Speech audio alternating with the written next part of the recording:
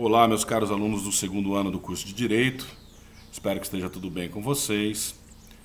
Bom, nessa semana, em vez de seguir com a matéria, nós vamos fazer uma revisão do que a gente viu até agora, em razão das provas que se aproximam. Na semana que vem nós começamos a semana de prova do curso de Direito. Então eu vou fazer um apanhado geral de tudo aquilo que a gente viu, uma forma mais resumida, para auxiliá-los, para ajudá-los no estudo da matéria. Bom, nós começamos nesse bimestre o estudo do direito constitucional com o estudo da separação dos poderes. Vimos a contribuição de Aristóteles identificando as funções do poder. Depois nós vimos a contribuição de Montesquieu com o desenvolvimento da teoria da tripartição dos poderes e do sistema de freios e contrapesos. E vimos também que houve uma evolução a partir daí para que fosse dada maior autonomia aos poderes, às entidades, os órgãos do poder, para que se pudessem fiscalizar mutuamente. Então, em razão disso, a cada poder, além da função atípica, foi dada também o desenvolvimento de funções atípicas, justamente para garantir essa maior autonomia. A partir daí, nós entramos no estudo do poder legislativo, e vimos que o poder legislativo brasileiro, na esfera federal, ele é bicameral, justamente por ser uma federação, né? Então nós temos a divisão do Congresso Nacional em duas câmaras, duas casas, a Câmara dos Deputados e o Senado Federal. Por isso ele é chamado de bicameral. A Câmara dos Deputados representa o povo de cada estado e tem uma representatividade proporcional, pelo menos uma tentativa de proporcionalidade. Então nós temos lá no artigo 45 dizendo o seguinte: a Câmara dos Deputados compõe-se de representantes do povo, eleitos pelo sistema proporcional em cada estado, em cada território e no Distrito Federal. O parágrafo 1º diz o seguinte: o número total de deputados, bem como a representação por estado e pelo Distrito Federal, será estabelecido por lei complementar, proporcionalmente à população, procedendo-se aos ajustes necessários no ano anterior às eleições para que nenhuma daquelas unidades da federação tenha menos de 8 e mais de 70 deputados. Então nós temos essa proporcionalidade, o que não acontece com o Senado. Por quê? Porque o Senado representa a entidade autônoma da federação, o Estado, ou Distrito Federal. Então, no Senado nós temos uma representatividade fixa, não só fixa, mas igual para todos os entes da federação. Então, cada estado tem 3 senadores e o Distrito Federal também, né? Então, enquanto o estado de São Paulo tem 70 deputados e o Distrito Federal tem 8 deputados, o estado de São Paulo tem 3 senadores e o Distrito Federal tem também 3 senadores. Muito bem? Bom, o poder legislativo estadual, ele não é bicameral, ele é unicameral. Então nós temos as assembleias legislativas, né? No âmbito distrital nós temos a Câmara Distrital, a Câmara do Distrito Federal. No âmbito municipal nós temos as câmaras dos vereadores. Muito bem? Então, como é que nós sabemos qual é o número? Nós vimos que os deputados federais são 513, os senadores são 81, os deputados federais, existe uma proporcionalidade aí, de acordo com a representatividade eleitoral de cada estado. Então nós temos um mínimo de 8 e um máximo de 70. Vimos que no Senado isso não acontece. E como é que ficam nas assembleias legislativas? Bom, aí a gente, para saber nessas assembleias legislativas, na Câmara do DF, a gente tem que dar uma olhadinha no artigo 27, como é que fica essa representatividade.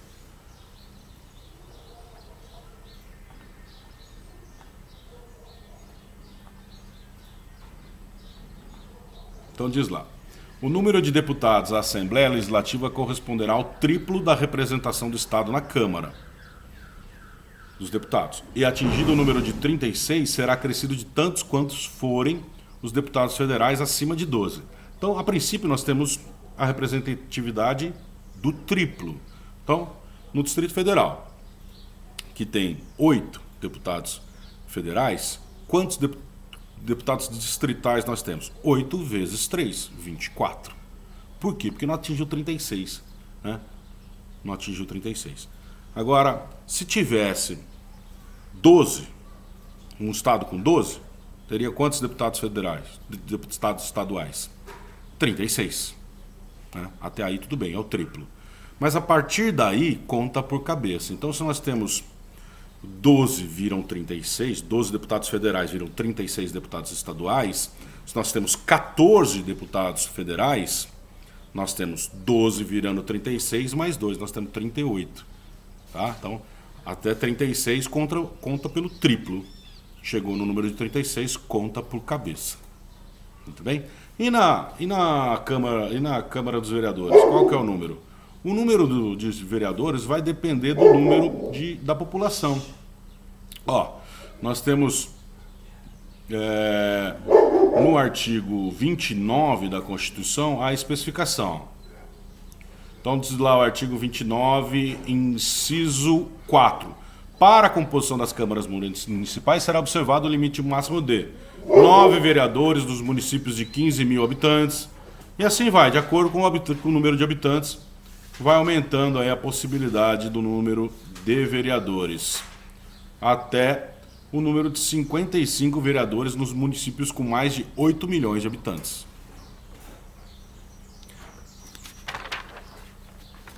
Bom, aí nós vimos também o estudo da sessão legislativa. Qual que é o período de sessão legislativa? Vamos dar uma olhadinha no artigo 57. O artigo 57 diz o seguinte: o Congresso Nacional reunir-se-á anualmente na capital federal, de 2 de fevereiro a 17 de julho e de 2 de agosto a 22 de dezembro. Então, esse é o período que é denominado como sessão legislativa. Tá? Esse período de um ano, de 2 de fevereiro a 22 de dezembro, com esse intervalo aí entre 18 de julho e 31 de julho. Tá? Então, esse é o período denominado sessão legislativa. Não confundir com legislatura. Legislatura é o período de 4 anos. Muito bem? Bom, aí nós vimos que as sessões legislativas elas acontecem dentro desse período, são as sessões legislativas ordinárias, e vimos também que podem acontecer as sessões legislativas extraordinárias. Né? Para a votação de matéria urgente, é possível a convocação de sessão extraordinária, hoje não mais remunerada, ou seja, os nossos queridos representantes, nossos queridos parlamentares, não mais recebem pela sessão legislativa extraordinária. E, inclusive, nessa sessão legislativa extraordinária, nós temos que lembrar que o que será votado nela, o que será decidido nela? Aquilo que ensejou e tudo aquilo que está pendente de decisão e que seja urgente, como uma medida provisória, que está no artigo... Na verdade, a sessão legislativa extraordinária, ela se destina à votação do motivo pelo qual ela foi ensejada, né? Então, uma questão urgente, uma questão que precisa ser votada durante o recesso parlamentar. E nessa sessão tem que ser observado o que está previsto no parágrafo 8º do artigo 57, que diz o seguinte, ó: havendo medidas provisórias em vigor na data da convocação extraordinária no Congresso Nacional, serão elas automaticamente incluídas na pauta da convocação. Muito bem? Nós temos ainda sessões legislativas dentro do período de sessão legislativa ordinária. Nós temos as sessões legislativas conjuntas. Né? As sessões legislativas conjuntas, elas se destinam, elas não se confundem com sessão unicameral. Tá? Sessão legislativa conjunta é o seguinte: os deputados e senadores serão computados separadamente. Então, se eu preciso da maioria absoluta, por exemplo, para derrubar o veto do presidente da República, em sessão conjunta. Preciso da maioria absoluta dos votos dos deputados e também da maioria absoluta dos votos dos senadores.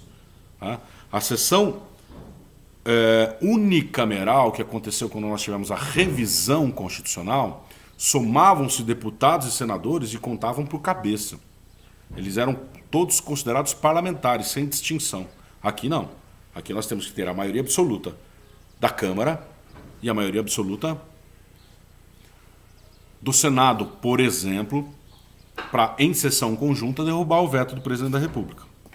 Além disso, nós temos as sessões preparatórias, que são aquelas que são realizadas antes do período da sessão legislativa para a eleição da mesa diretora das casas, tá?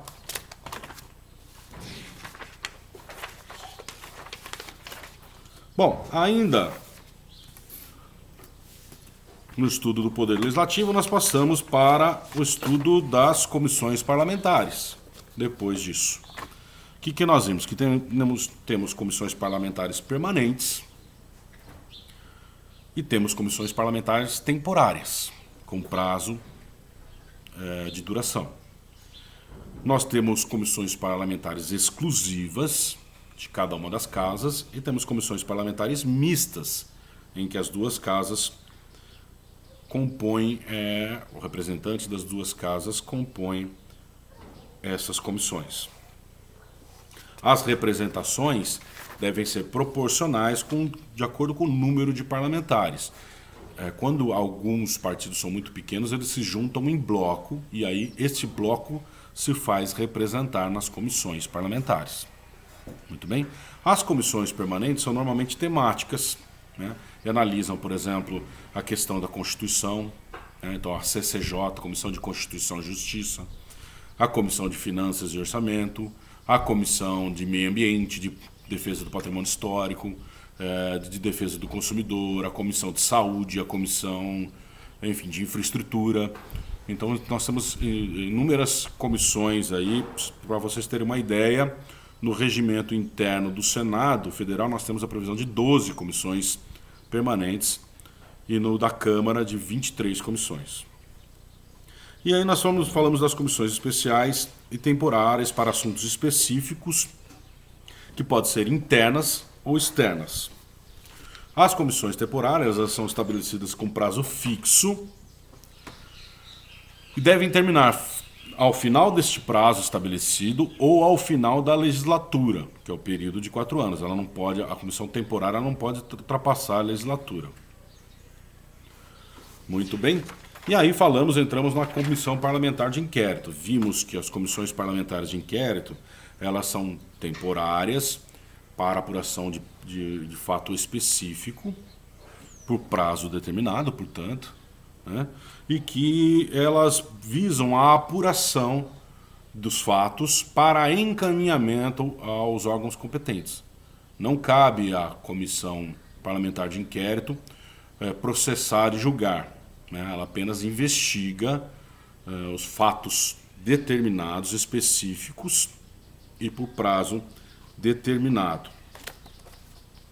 Elas possuem poderes próprios das autoridades judiciais, mas não aquilo que é considerado reserva de jurisdição. Tá? Então vamos lembrar aqui de alguns poderes e algumas limitações. Poderes para ampla investigação, com respeito aos direitos e garantias fundamentais. Poder de investigar não é um fim em si mesmo, pois presta a orientar a função legiferante e de controle político. Tá? Eles não têm, as comissões não buscam um fim em si mesmo na investigação. Poderes instrutórios e investigatórios, alguns poderes assentados pela doutrina. Requerer diligências, tomar depoimento de autoridades federais, estaduais e municipais, requisitar a qualquer órgão informações, documentos e levantamentos, requisitar ao TCU inspeções e auditorias, requisitar serviços de quaisquer autoridades, por exemplo, da polícia, convocar ministros que, se não comparecerem, podem responder por crime de responsabilidade, convocar deputados, ou e outros parlamentares, né, que se não comparecerem, pode responder por quebra de decoro, ouvir indiciados, inquirir testemunhas sob compromisso de dizer a verdade, requisitar informações bancárias, fiscais e telefônicas. Aqui a telefônica não se confunde com interceptação, é quebra de sigilo, é aquele acesso às contas telefônicas para saber para quem o investigado ligou, mas de forma nenhuma há interceptação para a gravação da conversa. Isso é reserva de jurisdição, apenas o juiz pode assim proceder. Limites: os direitos e garantias individuais, sigilo profissional, né, deve ser observado,